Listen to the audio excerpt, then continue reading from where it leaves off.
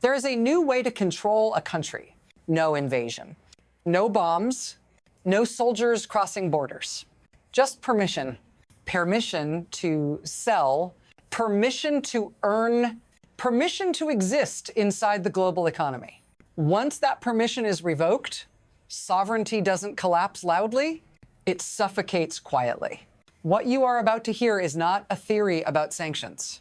It is a blueprint for control in the 21st century where power is exercised by deciding who is allowed to touch money, energy, and shipping lanes, and who is not. Venezuela is not the headline. It is the test case. Because if a nation's oil can only be sold when it serves someone else's interests, then independence has already been replaced by conditional survival. Stay with me.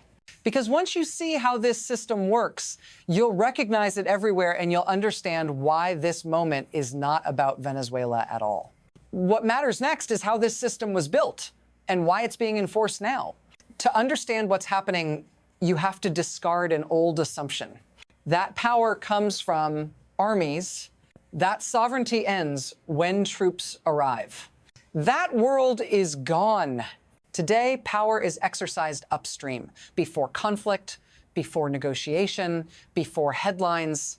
It begins by deciding who is allowed to move oil, who is allowed to touch dollars, and which ships are allowed to reach open water. This is not diplomacy in the traditional sense. It is systems management.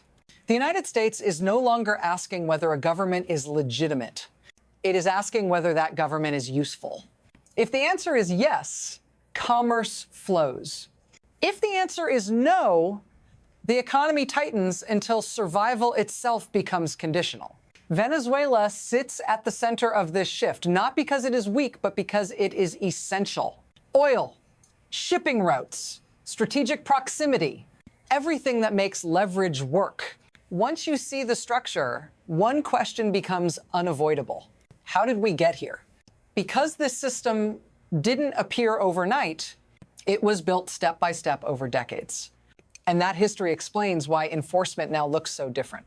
This didn't begin with Venezuela, and it didn't begin with sanctions. It began with a quiet realization inside the global system. After Iraq, after Afghanistan, after decades of costly wars that shattered states but failed to produce control, the lesson was brutal and simple. Destroying a government is expensive. Managing an economy is far cheaper. So power adapted.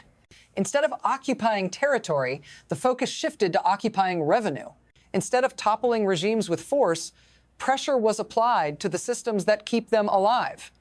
Energy exports, shipping insurance, dollar access, maritime routes. Oil became more than a commodity. It became a switch. If a state controls its oil but cannot sell it, it is not sovereign. If it can sell only with permission, it is managed. Venezuela's dependence on energy exports made it the perfect laboratory. Not because it was unique, but because it was exposed. By the time enforcement accelerated, the architecture was already in place. Financial dominance, maritime reach, legal authority layered over global trade. What changed was not the system. What changed was the decision to use it fully. And that decision would soon move from paperwork to physical force. The moment the system stopped being abstract was the moment a ship was taken. Not a bank account, not a contract, a vessel on the open sea. For years, sanctioned oil had moved through shadows, false flags, re-registrations, paperwork games designed to stay just ahead of enforcement. It worked because enforcement stayed polite. Then it didn't. A tanker sailing under a fake identity, carrying oil meant for America's adversaries, was seized anyway. Warnings were issued, objections were made, even diplomatic pressure followed, and none of it mattered because this was the escalation everyone had assumed would never come. Sanctions stopped being legal theory and became physical reality. That single act carried a message far larger than the ship itself. Plausible deniability was over. The gray zone was closing. If a vessel could be tracked, it could be taken. If oil could be moved, it could be stopped. Stay with me here, because this wasn't about enforcing a rule. It was about proving something far more dangerous. that red lines were real again, and that permission had limits. What followed next wasn't chaos. It was calculation. What mattered most was not the ship. It was what the ship represented. Control had moved from legislation to logistics. Once enforcement reached the physical layer, energy flows, shipping lanes, maritime access, the system no longer relied on compliance. It imposed it. This is the hidden mechanism most people miss. Sanctions don't work because they are moral. They work because the global economy is centralized. Insurance, ports, payment clearing, navigation systems, all of it converges at a few choke points. And whoever dominates those points doesn't need to convince anyone. They only need to deny access. This is why sovereignty becomes conditional without a single declaration of war. A government can still exist. Its flag can still fly. Its leaders can still speak. But if revenue can't move, power drains out quietly. Oil in this system is no longer wealth. It is leverage usable only when aligned. That is why enforcement didn't stop at pressure. It moved toward management. Who sells to whom, at what price, under whose permission, and once that structure locks in, resistance stops being heroic. It becomes arithmetic, which is exactly why the next escalation wasn't economic at all. It was psychological. The seizure did more than stop oil. It broke assumptions.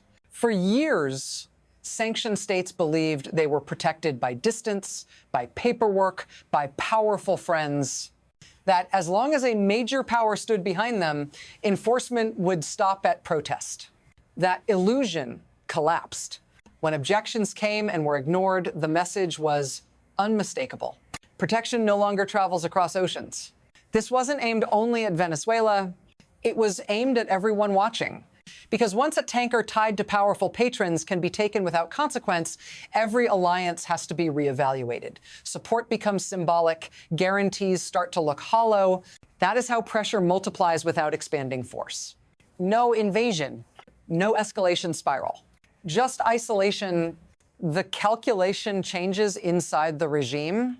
If oil can't move, if allies can't protect shipments, if revenue dries up regardless of defiance, then loyalty becomes expensive. This is where systems do their quiet work. They don't overthrow governments. They make them unsustainable. And once that realization sets in, the battlefield shifts again from geopolitics to survival, which brings the pressure home. Because systems don't hurt regimes first. They hurt people. This is the part that never appears in policy briefings. Because while systems tighten quietly, you feel it immediately. When oil revenue stops moving, it isn't ministers who panic first. It's salaries that arrive late. It's fuel shortages that stretch lines. It's hospitals rationing power. It's food prices drifting upward without explanation. Nothing collapses all at once. Life just gets narrower. You're told it's temporary. That endurance is patriotic, that allies will intervene, but days turn into months. And months teach a brutal lesson. Systems don't negotiate with patience. This is how pressure becomes personal, not through fear, but through exhaustion. If you've ever wondered how entire societies bend without a single soldier appearing, this is how. Not by force. By removing alternatives. If this analysis helps you see power differently, pause for a moment. Stay with me, because what you're watching unfold here is not unique. And once it moves beyond one country, it never stops where you expect. Because the next impact isn't local, it's global. When control is enforced at the level of energy and shipping, it never stays contained. Oil doesn't belong to one country. It sits inside a global web of prices, supply chains, and political calculations. When one flow is choked, others react. Sanctioned oil doesn't vanish. It reroutes until rerouting becomes too risky.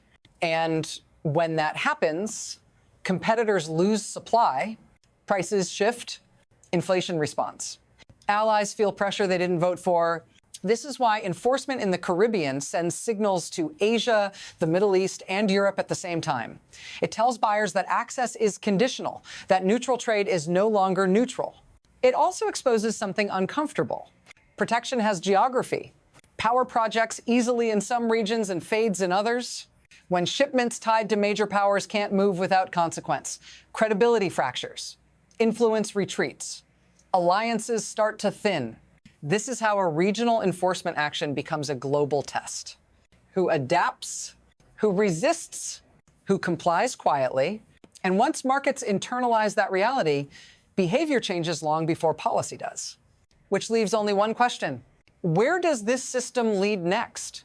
From here, the system opens into three possible futures. The first is stability through submission. The regime adapts. Oil flows under permission. Alliances quietly dissolve. Survival continues, but sovereignty becomes managerial, not independent. The system works. Order is restored at a price no one announces. The second future is prolonged erosion, no collapse, no breakthrough, just sustained pressure.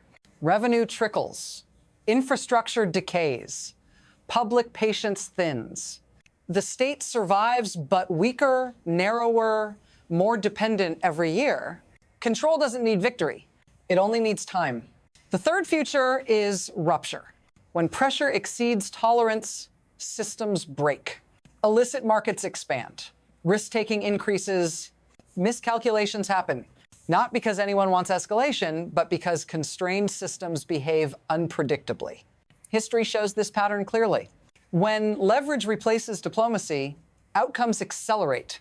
When economics replaces war, the damage spreads slower but deeper. The dangerous illusion is believing control guarantees compliance. It doesn't. It guarantees reaction. The real question is not whether this system succeeds, but whether it remains contained. Because once this model proves effective, it won't be limited to one country. And when it becomes precedent, reversal becomes impossible. Which brings us to the final insight. What you're seeing is not a crisis. It's a transition. Power is no longer measured by territory taken, but by access granted. By who decides which economies breathe and which hold their breath. This is the quiet architecture replacing war. It doesn't arrive with speeches. It arrives with permissions, denials, and shipping routes that never open. Venezuela exposed the system. But the system was never about Venezuela. It is about a world where sovereignty is conditional, alliances are transactional, and control is exercised without occupation, where enforcement looks administrative until it suddenly isn't. Once this model proves effective, it becomes reusable, transferable, normalized, and that should force a question none of us can avoid.